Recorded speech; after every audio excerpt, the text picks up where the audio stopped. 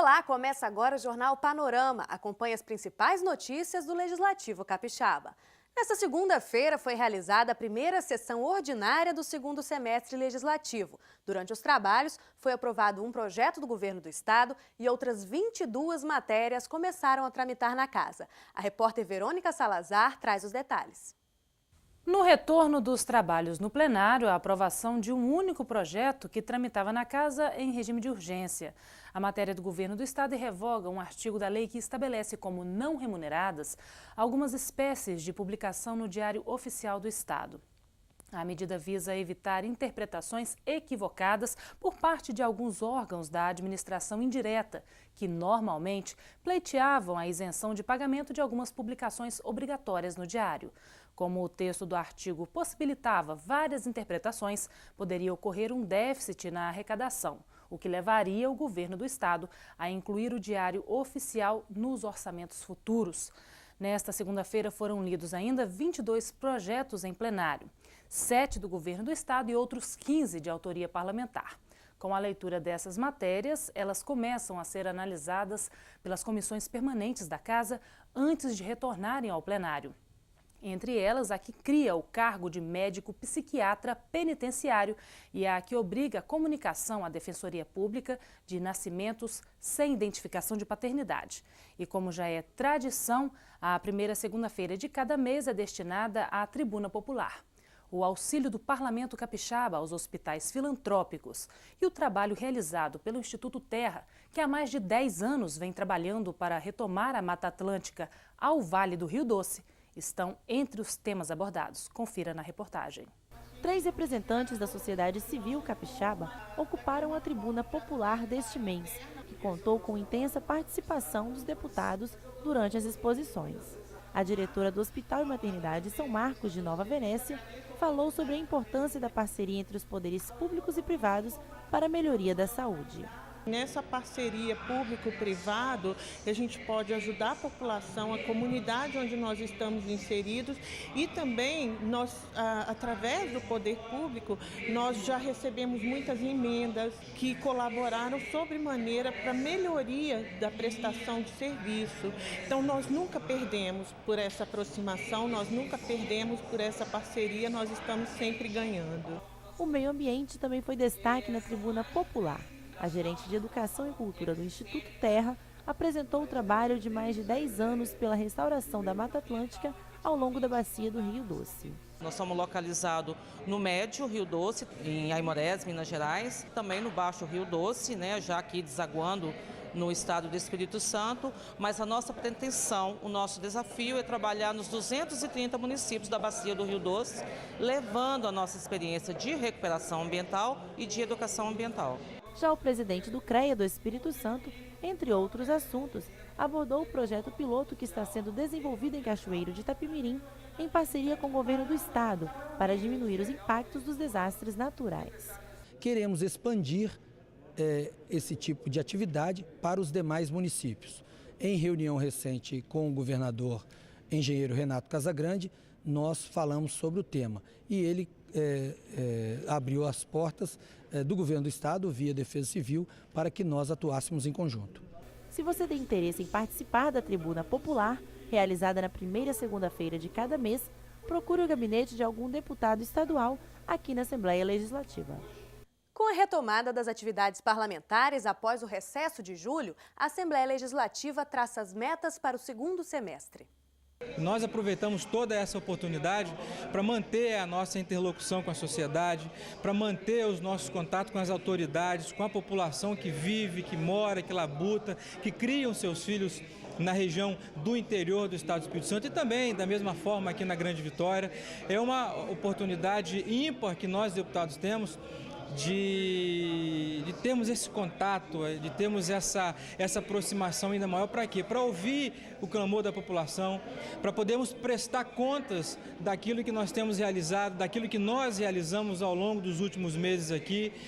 Ou seja, foram 2 semanas importantes, foram 2 semanas de contatos intensos. E nós retomamos as nossas atividades aqui nessa Casa de Leis, através das sessões ordinárias, através dos trabalhos das comissões, das frentes parlamentares, das sessões especiais, Ou seja, a perspectiva para o segundo semestre ela é muito grande, ela é extremamente motivadora. Tudo aquilo que foi planejado no primeiro semestre, que nós já conseguimos executar parte no primeiro semestre, nós iremos dar continuidade a essa execução agora no segundo semestre também. Ou seja, começamos um segundo semestre com o pé direito, extremamente motivado, animado, fazendo com que a credibilidade dessa casa se amplie, se aumente ainda mais e essa casa possa ser um orgulho ainda maior para o povo capixaba. Decisão da Justiça Federal pode acabar com a cobrança da taxa sobre terrenos de marinha no estado. Na primeira reunião após o recesso parlamentar, a Comissão de Taxas sobre Terrenos de Marinha deu mais esperança aos mais de 80 mil cidadãos capixabas que pagam o tributo. É que a Justiça Federal decidiu pela interrupção do pagamento da taxa em Pernambuco. Baseados na decisão, os parlamentares vão reenviar ao Ministério Público Federal um documento pedindo a suspensão também no estado. A decisão que a Justiça Federal tomou em Pernambuco é exatamente aquilo que a gente pediu no Espírito Santo. E a situação do Espírito Santo é pior do que a de Pernambuco, porque nós perguntamos à Superintendência de Patrimônio da União como que ela fez os cadastros, quem é que paga, quanto paga, e ela não sabe nos responder. Então, se um órgão não tem a menor segurança na informação, como que ele está fazendo a cobrança? As notificações aqui no Espírito Santo são inconstitucionais. Para continuar a luta contra a cobrança da taxa, a comissão agora vai contar com a OAB e o Ministério Público Estadual, que indicaram seus representantes para acompanhar as reuniões. Duas entidades importantíssimas que tratam do interesse da população, em defesa da população e que vão se juntar nesse esforço. A legislação de terrenos de marinha é um assunto federal, mas as injustiças e as cobranças ilegais cometidas aqui no Espírito Santo são assuntos da Assembleia Legislativa e é sobre isso que nós estamos tratando. A dengue no estado. Mais de 46 mil casos foram registrados de janeiro a julho deste ano. Foram 18 mortes confirmadas e 8 ainda estão sob investigação. Preocupado com a incidência da doença entre os capixabas, deputado quer que o estado auxilie os municípios na prevenção e no combate aos focos do mosquito. Para isso, propõe a criação de uma política pública estadual sobre o tema. Nós sabemos que a dengue ela mata e vem matando muita gente. E o pessoal que sofre muito é o pessoal do interior. Então tem que haver uma integração de políticas públicas estadual a nível de município. Isso é fundamental, porque tem muitas prefeituras que não têm condições de combater sozinha a dengue. Então há necessidade de um apoio maior, de um apoio a nível estadual e, por que não dizer, federal também. A Semana Mundial do Aleitamento Materno começa nesta segunda-feira e vai até o próximo dia 7. Este ano, o tema é Amamentação, uma experiência em 3D, com foco na divulgação da campanha pelos meios de comunicação e redes sociais. O tema repercutiu no Legislativo Capixaba. A mãe que amamenta, além de ela estar fazendo a prevenção também de câncer de mama, o sangramento menor depois do parto, porque com a mamada do neném, há uma liberação de um hormônio que chama oxitocina, que age sobre o útero, contraindo o útero, na verdade diminuindo o sangramento e o tempo de sangramento pós-parto. E com relação à criança luta por quê? Porque a criança que amamenta no peito da mãe é uma criança mais tranquila. O leite não é só alimentação, o leite é anticorpo, o leite é vacina. A mãe que amamenta até o 6º mês não precisa nem de dar água à criança, basta só dar o peito. E tudo isso é importante, a fala da mãe no ouvido da criança. Se ela é uma criança mais calma, a criança tem um crescimento maior do que as crianças que mamam na mamadeira. E nós já fizemos aqui uma indicação ao governador, ex-governador Paulo Artung, no sentido de dar licença para ampliar a licença maternidade para 6 meses. Nós conseguimos, ele fez.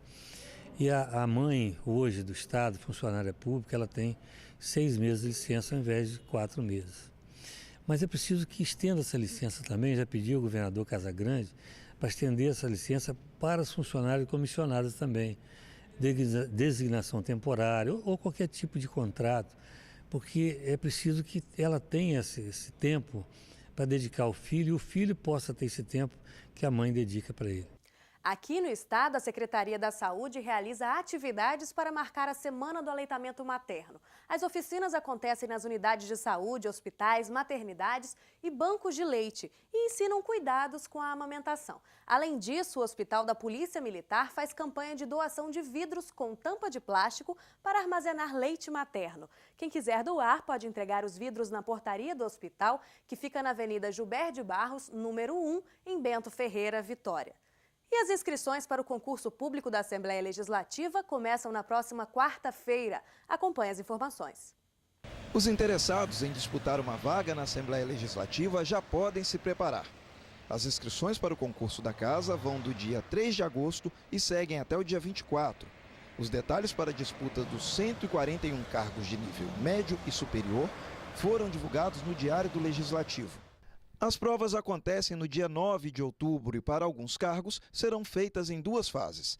Há vagas para procurador, taquígrafo, jornalista e para o setor administrativo da Casa.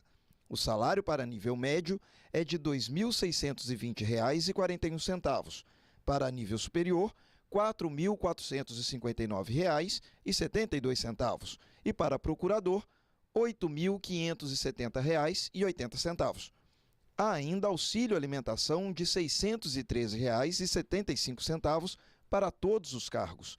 Nossa expectativa é que grande parte desses cargos, desses novos servidores, sejam empossados até dezembro. É provável que procurador e taquígrafo, que vai ter provas práticas discursivas, atrase um pouquinho e a gente terá lá a homologação por volta de fevereiro ou março.